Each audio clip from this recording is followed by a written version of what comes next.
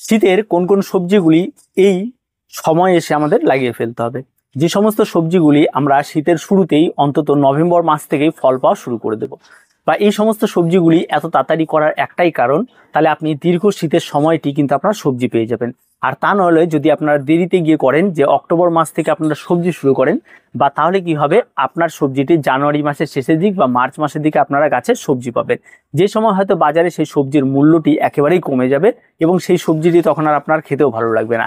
আর যদি first time যখন আপনি অক্টোবর মাস শেষ এবং নভেম্বরের মাসের দিকে শীতের শুরুতেই যখন সেই সবজিগুলি আপনারা পেয়ে যাবেন, তখন দেখবেন সেই সবজিগুলি বাজার দর অনেক হাই থাকে এবং সেগুলি বাগান থেকে তুলে খেতে কিন্তু ভীষণই আনন্দ লাগে।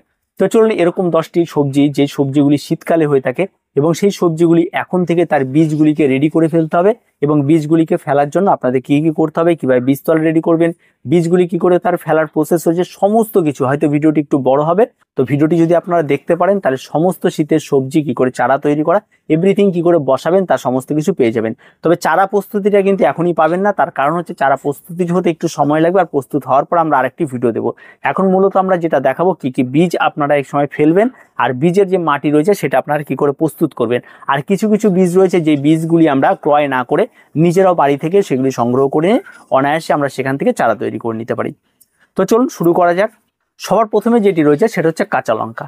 আমরা বাজার থেকে প্রতিনিয়ত কিন্তু কাঁচা লঙ্কা ক্রয় করে আনি এবং সেটাকে খেয়ে থাকি। সেই সমস্ত জায়গা থেকে আপনারা পাকা দেখে কাঁচা লঙ্কা সংগ্রহ করুন। যে লঙ্কাগুলি আপনার মনে হয় যে ঝাল রয়েছে, যে লঙ্কাগুলি আপনি প্রতিদিন ব্যবহার করছেন, সেই সমস্ত পাকা দেখে লঙ্কাগুলি নিন। এই লঙ্কাগুলিকে কেটে তার ভেতরে যে বীজগুলি রয়েছে সেই বীজগুলিকে রেখে বাকি লঙ্কাটি আপনারা ব্যবহার করে ফেলুন। আর এই বীজগুলি কিন্তু আপনার আগামী শীতের জন্য চারা তৈরির জন্য ব্যবহার করা হবে। আর তার জন্য যদি এই বীজগুলিকে একদিন আপনার রোদে শুকিয়ে নিতে পারেন তাহলে খুব ভালো। আর যদি সেরকম না থাকে, যদি শুকিয়ে নিতে না পারেন, তাহলে সরাসরি আপনার এই বীজগুলিকে ফেলে দিন টবের যে কোনো একটি জায়গায়, দেখবেন সেখান থেকে নতুন চারা তৈরি হয়ে যাবে। আর যেখানে বীজগুলিকে ফেলবেন সেই জায়গাটায় বেশ কিছুদিন নিড়ানি বা কোনো কিছু করবেন না এবং একটু নজর রাখবেন। আর তার চেয়ে সবচেয়ে ভালো হয় যে আপনারা বীজের জন্য আলাদা রকম একটা ছোট কন্টেনার নিয়ে তার মধ্যেই বীজগুলি ফেললে তাতে খুব ভালো হয়। এবং পরবর্তীতে সব শেষে আমি বীজের মাটি কি করে প্রস্তুত করবেন তাও আমি আপনাদের জানিয়ে দেবো। 2 নম্বর যেটি রয়েছে সেটা হচ্ছে টমেটো। টমেটো অত্যন্ত প্রয়োজনীয় একটা জিনিস। টমেটোর আপনার চারা যে কোনো হাটে বা যে কোনো জায়গায় গেলে আপনারা পেয়ে যাবেন। সেটা যদি এখন লাগিয়ে দেন তাতেও কিন্তু লাগানো যাবে, তাতে কোনো রকম অসুবিধা নেই। আর যদি আপনারা বীজ ফেলতে চান, বীজ ফেলা এই কারণেই ভালো হয় যে বীজের যে গাছটি আপনি নিজে তৈরি করে নেবেন সেটা হচ্ছে সবচেয়ে উন্নত মানের এবং কোয়ালিটিবান গাছ হয়ে থাকে। তার জন্য আপনারা বাজারে চলে যান, বাজার যে সমস্ত বাজার চলিত টমেটোগুলো আপনারা খেয়ে থাকেন সেগুলো কিন্তু অনেকটা উন্নত প্রজাতির। সেই সমস্ত টমেটোর বীজগুলি আপনারা কেটে আলাদা করে নিন এবং এই সমস্ত বীজগুলি একটা বীজের পাত্রে তৈরি করে নিন, যেখানে আপনারা বীজগুলিকে ফেলবেন, তৈরি করে সেখানে ফেলে দিন। অন্তত 10 থেকে 15 দিনের মধ্যে এগুলি জার্মিনেশন হয়ে যাবে এবং সেখান থেকে নতুন চারা আপনি পেয়ে যাবেন এবং আপনি আপনার ইচ্ছা মতো টবে লাগাতে পারেন কত চারা আপনার লাগবে। 3 নাম্বার সেটা হচ্ছে বাঁধাকপি। অবশ্যই বাঁধাকপি কিন্তু এখনই লাগাতে হবে। আর বাঁধাকপি এই সময় লাগাতে গেলে কিন্তু অবশ্যই আপনাকে একটু সাবধানতা অবলম্বন করতে হবে, কারণ বাঁধাকপিতে কিন্তু বৃষ্টির জল যেন একেবারে না পড়ে। অবশ্যই আপনাকে একটা শেডি জায়গায় এই সমস্ত বীজগুলিকে ফেলে রেখে দিতে হবে। আর তার জন্য এইটা উপযোগী সময় বাঁধাকপি। আর বাঁধাকপির বীজ কিন্তু ক্রয় করা ছাড়া কোনো রাস্তা নেই। আর আপনি উন্নত প্রজাতির F1 বীজগুলি ক্রয় করবেন, দেখবেন খুব ভালো এবং তাতে কিন্তু রেজাল্ট অনেক ভালো পাবেন। আর সেটা যদি এই সময় যদি চারা তৈরি করতে পারেন, আর 6 সেপ্টেম্বর মাসের মাঝামাঝিতে আমরা যদি সেই চারাগুলিকে প্রতিস্থাপন করে দিতে পারি, তাহলে কিন্তু আমরা এই সমস্ত গাছ থেকে নভেম্বর মাসের শেষের দিক থেকে কিন্তু বাঁধাকপি পাওয়া শুরু করবো এবং খাওয়া শুরু করে দেবো। যে সময় তো বাঁধাকপির বাজার মূল্য থাকে 100 টাকা, আর আমরা অনেক আগেই সেটা কিন্তু পেয়ে যাব। 4 নাম্বার যেটি রয়েছে সেটা হচ্ছে ফুলকপি। বাঁধাকপি থাকবে আর বাগানে ফুলকপি থাকবে না এমনটা কিন্তু হতে পারে না। আর ফুলকপিরও বিষয়টি ঠিক তাই রয়েছে। যদি আপনারা এখন থেকে ফুলকপি স্টার্ট করেন তাহলে কিন্তু অনেক আগে আপনারা ফুলকপি পেয়ে যাবেন। আর এই যে ফুলকপিটা এখন স্টার্ট করবেন, যেই ফুলকপিটা আপনি পাবেন সেই ফুলকপিটা কিন্তু অনেক দামি। তবে হ্যাঁ, যে ফুলকপিটা আপনারা অক্টোবর মাসের শেষের দিকে বসাবেন, সেই ফুলকপিটা যখন আপনারা জানুয়ারি মাঝামাঝি বা মার্চে ফেব্রুয়ারিতে পাবেন, সেই ফুলকপিটা কিন্তু সাইজ অনেক বড় হবে, সেই ফুলকপিটা অনেকটা লোভনীয় হবে এবং হোয়াইট কালারের মধ্যে আসবে, অনেক সুন্দর হবে এবং সাইজ অনেক বড় হবে। আর যেই ফুলকপিটি এখন করবেন সেই ফুলকপিটি কিন্তু যখন আপনার নভেম্বর মাসের মাঝামাঝি থেকে ফুলকপিটি ফুল আসবে তখন সেই ফুলটি কিন্তু ছোট হবে এবং সেই ফুলের গ্লেজিটা আসবে না এবং তাতে আসবে, কিন্তু সেই ফুলটি খুব টেস্টি হবে এবং তার সঙ্গে সঙ্গে এখন বাজারে যে ফুলকপি পাওয়া যাচ্ছে খেতে খুব ভালো, সেরকম একটা বিষয় তৈরি হবে। তার পাতাগুলোও খেতে ভালো লাগবে এবং এই সমস্ত ব্যাপারগুলি থাকবে। তার জন্য কিন্তু এখন এটা করলে আগামীতে এই সময় গিয়ে আপনারা ফুলকপি পেয়ে যাবেন। সেই ফুলকপি খেয়ে নেবার পরে আবার আপনারা চারা লাগানোর একটা সময় পেয়ে যাবেন। এই দুবার কিন্তু আপনি সবজি করার কিন্তু একটা সুযোগ আপনার ছাদ বাগানে পেয়ে যাবেন। নাম্বার যেটা রয়েছে সেটা হচ্ছে লাউ। অত্যন্ত গুরুত্বপূর্ণ, অবশ্যই আপনার ছাদ বাগানে লাউ লাগাতে হবে। আর এই লাউ লাগাতে হলে আপনাকে যে কোনো একটা বীজ ভান্ডারে যেতে হবে, আপনাকে F1 টাইপের উন্নত প্রজাতির হাইব্রিড বীজ নিয়ে নেবেন এবং এই বীজগুলি কিনতে গেলে অন্তত প্যাকেট নিতে গেলে অনেক দাম, আর খোলা আপনারা 10-12 টাকা নিয়ে নেবেন, তাতেই যথেষ্ট। এই বীজগুলি কিন্তু এখনই বীজ পোঁতার সময় এবং বীজ থেকে চারা তৈরি হলে যত তাড়াতাড়ি আপনার পারেন সেগুলিকে লাগিয়ে দিতে হবে। তো আর দেরি না করে এই সমস্ত বীজগুলি ক্রয় করে আপনার তাড়াতাড়ি লাগিয়ে দিন, কারণ এই বীজগুলি লাগিয়ে দেওয়ার অন্তত 45 দিনের মাথায় কিন্তু গাছে ফল চলে আসে। তো অবশ্যই আপনারা দেরি না করে এগুলি আপনারা ফেলে দিন। এবং লাউ কিন্তু অত্যন্ত একটা লোভনীয় খাবার, আর শীতে তো লাউ লাগবেই অবশ্যই। 6 নাম্বার যেটা রয়েছে সেটা হচ্ছে বেগুন। বেগুন কিন্তু সারা বছর ছাদ বাগানে বেঁচে থাকে, আর লাগানোর সময়টা কিন্তু এই শীতকাল। এই সময় আপনারা বেগুনের বিভিন্ন ভ্যারাইটি পাবেন, হয় সাদা বেগুন পাবেন, ভিগড়ের বেগুন পাবেন, বড় বড় বেগুন পাবেন, লম্বাটে বেগুন পাবেন, বেগুনের ভ্যারাইটির কোনো শেষ নেই। আপনার যেই বেগুনটি পছন্দ আপনার সেই সমস্ত বেগুনেরই বীজ ক্রয় করে আপনার এই সময় বীজগুলিকে ফেলে দিন, এবং পরবর্তীতে সেই সমস্ত বীজ থেকে কিন্তু চারা তৈরি হলে কিন্তু আপনার সেখান থেকে কিন্তু প্রচুর পরিমাণে বেগুন পেয়ে যাবেন। তো আমরা গত বছর বেগুন লাগিয়েছি, প্রচুর ফলন হয়ে থাকে, সেগুলি পেয়ে যায়। আরও যদি আপনার ভালো ভালো যদি কোনো বেগুনের ভ্যারাইটি পেয়ে থাকেন, যদি ক্রয় করতে পাওয়া যায় হাটে ঘাটে, তাহলে সেখান থেকে আপনারা এনে লাগাতে পারেন। 7 নাম্বার যে সবজিটির কথা বলে সেটা হচ্ছে সিম। সিম কিন্তু আমরা অনেকেই মনে করি অনেক লেটে গিয়ে লাগালে হয়তো ভালো হবে, তবে কিন্তু ফলন কিন্তু হয় না। তাই সিম লাগানোর উত্তম সময় হচ্ছে এটা। তো এই সময় সিমের বীজ ক্রয় করুন, এখানেও এই 10 টাকার মতো বীজ ক্রয় করবেন, একদম উন্নত প্রজাতির সিম নেবেন এবং সেগুলিকে আপনারা বসিয়ে দিন। সিমের চারা তৈরি হয়ে গেলে আপনাদের ফাইনাল জায়গা তৈরি করে আপনারা বসিয়ে দিতে পারেন।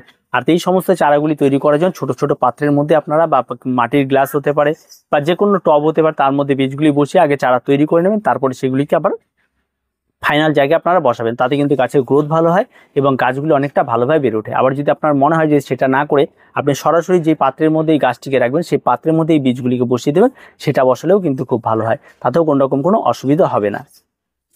8 নাম্বার যেটি রয়েছে সেটা হচ্ছে ক্যাপসিকাম। অবশ্যই আমাদের প্রত্যেকের কিন্তু ক্যাপসিকামটা বেশ লোভনীয় একটা ব্যাপার, আর ক্যাপসিকাম ছাদ হবে সেটা তো অত্যন্ত সুন্দর একটা ব্যাপার। এই ক্যাপসিকাম বাজার থেকে ক্রয় করে এনে তার বীজগুলিকে আলাদা করে সেই বীজগুলিকে একদিন রোদে শুকিয়ে দিয়ে সেই বীজগুলি কাঁচা লঙ্কার মতো যদি আপনি কোথাও ফেলে দেন, তাহলে সেখান থেকে সুন্দর গাছ তৈরি হয়ে যায়।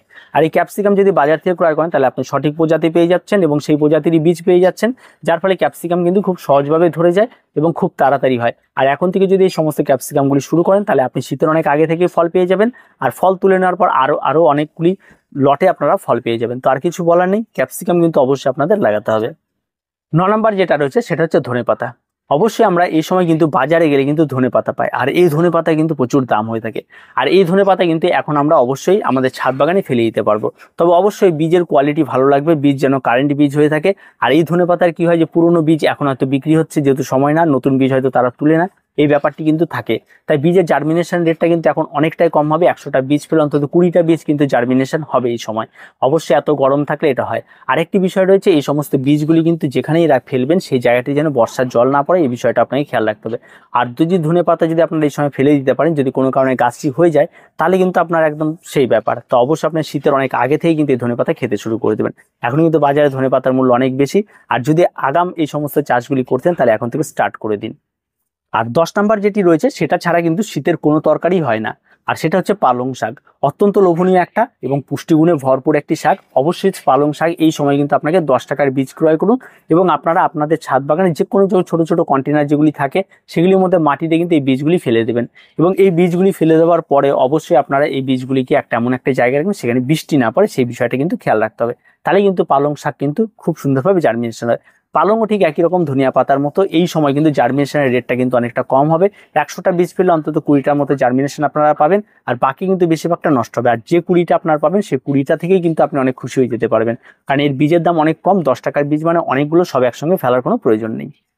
এবার আসি এই সমস্ত বীজগুলি নিয়ে। সমস্ত বীজের ক্ষেত্রে বলি, যে সমস্ত বীজগুলি আপনারা সাধারণত লঙ্কা, টমেটো এই সমস্ত বীজগুলি রয়েছে, সেই সমস্ত বীজগুলিকে কিন্তু কোন রকমই আপনারা সরাসরি মাটি প্রস্তুত করে ফেলে দিতে পারেন। কিন্তু বাকি যে সমস্ত বীজগুলি রয়েছে, সিম রয়েছে, লাউ রয়েছে, তারপর আরও অন্যান্য ধনিয়া রয়েছে, পালং রয়েছে, এই সমস্ত বীজগুলি ক্রয় করে আনার পরে একদিন আপনাকে কোনো একটা পাত্রের মধ্যে ভিজিয়ে রাখতে হবে, এবং তার মধ্যে ভিজবে সারা রাত বা 24 ঘন্টা।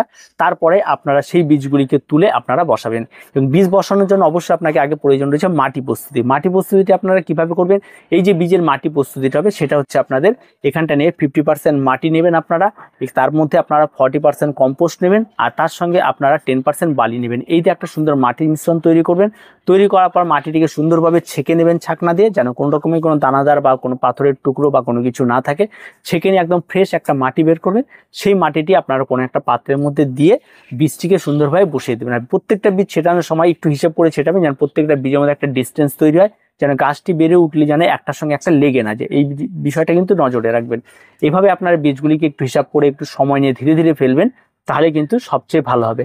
আর দেখবেন প্রত্যেকটা বীজ কিন্তু এখান থেকে জার্মিনেশন হবে, এবং প্রত্যেকটা বীজ জার্মিনেশন হওয়ার পরে আপনারা সেখান থেকে তোলার একটা জায়গা পাবেন, মাটি শুদ্ধ আপনারা তুলতে পারেন, এটা করবেন। আর যেগুলি রয়েছে লাউ এবং সিম, যে সমস্তগুলি আছে সেগুলি ছোট ছোট কন্টেনার নিন বা গ্লাস নিন, যেগুলি জল খাওয়ার গ্লাস কাগজের, সেগুলি আপনারা নিয়ে আসুন, তার নিচে ফুটো করে তার মধ্যে সেই বীজের মাটিগুলি দিয়ে প্রত্যেকটাতে একটা একটা করে গাছ বসিয়ে রেখে দিন। সেখান থেকে যখন চারা তৈরি হবে সেই মাটিটি সহ আপনার নতুন জায়গায় বসিয়ে দেবেন, বা আপনার যেখানে মাটি তৈরি করা রয়েছে সেই সমস্ত জায়গাতে কিন্তু এটা আপনার বসাবেন। আর এই সমস্ত চারাগুলি তৈরি হয়ে যাওয়ার পর যে মাটির মিশ্রণটিতে এই সমস্ত গাছগুলি লাগাবেন, সেই মাটির মিশ্রণটা কিন্তু বীজের যে মিশ্রণটি আপনারা করলেন, যে 50% মাটি, 40% কম্পোস্ট আর 10% বালি, সেটার ক্ষেত্রেও ঠিক একই রকম মিশ্রণ দিয়ে আপনারা সেই সমস্ত গাছগুলিকে টবের মধ্যে মাটি তৈরি করে বসাবেন। আর মাটি তৈরির সময় অবশ্যই মাটির মধ্যে আপনার ফরডন অ্যাড করবেন হাফ চামচের মতো, আর আপনারা এর মধ্যে অ্যান্টিফাঙ্গাল অ্যাড করে দেবেন। তাহলে কিন্তু কোনো রকম কোনো এই সমস্ত গাছগুলো নষ্ট হয়ে যাওয়ার প্রবণতাটা একেবারেই থাকবে না, এবং গাছ সম্পূর্ণরূপে সুস্থভাবে বেড়ে উঠবে। আর পরবর্তীতে এই সমস্ত গাছে কি কি আমরা খাবার ব্যবহার করব, এবং কি কি আমরা এই সমস্ত গাছগুলোতে যে পেস্টিসাইড রয়েছে সে সমস্তগুলি কি করে ব্যবহার করতে, তার সমস্ত কিছু, কারণ আমরা কিন্তু অর্গানিক গার্ডেন করতে চলছি, এবং সেই জিনিসগুলো কি ব্যবহার করলে কোন গাছের জন্য উপকারিতা রয়েছে, এবং সম্পূর্ণ আমরা একদম অর্গানিকভাবেই করব, এবং তাতে কোনো রকম কোনো যাতে পেস্টের বা আমরা রাসায়নিক কোনো কিছু ব্যবহার কিন্তু এবছর করব না। এবং এবছর শীতে আমরা সম্পূর্ণরূপে একটা ভেজিটেবল গার্ডেনিংসের উপরে জোর দিচ্ছি, এবং সেটা আপনারাও সেগুলি দেখলে আপনারা হয়তো খুব ইজিভাবে এগুলি করতে পারবেন, কারণ আমরা প্রত্যেকে এখন হেলথ কনসাস, এবং আমাদের হেলথের কথা ভেবে কিন্তু এগুলি অবশ্যই আমাদের করতে হবে। তো পরবর্তীতে এই সমস্ত বীজগুলি যদি চারা বের হয়, তার পরবর্তী স্টেপে গিয়ে কোন গাছ কিভাবে কি করবেন তার সমস্ত কিছু নিয়ে আরও ভিডিও আপনারা পেয়ে যাবেন। তো আজকে এই পর্যন্ত, দেখা হবে পরবর্তী ভিডিওতে। প্রত্যেকে ভালো থাকবেন, প্রত্যেকে সুস্থ থাকবেন, আর অবশ্যই অবশ্যই আপনারা শীতের এই সমস্ত সবজিগুলিকে লাগিয়ে ফেলুন। আর পরবর্তীতে কিন্তু প্রচুর সবজি পাবেন, নাহলে কিন্তু আমার ছাদ বাগানের সবজি দিয়ে কিন্তু আপনাদের হিংসা হবে। তো এই পর্যন্তই, প্রত্যেকে চ্যানেলটিকে সাবস্ক্রাইব করে রাখবেন, আর প্রত্যেকে ভালো থাকবেন।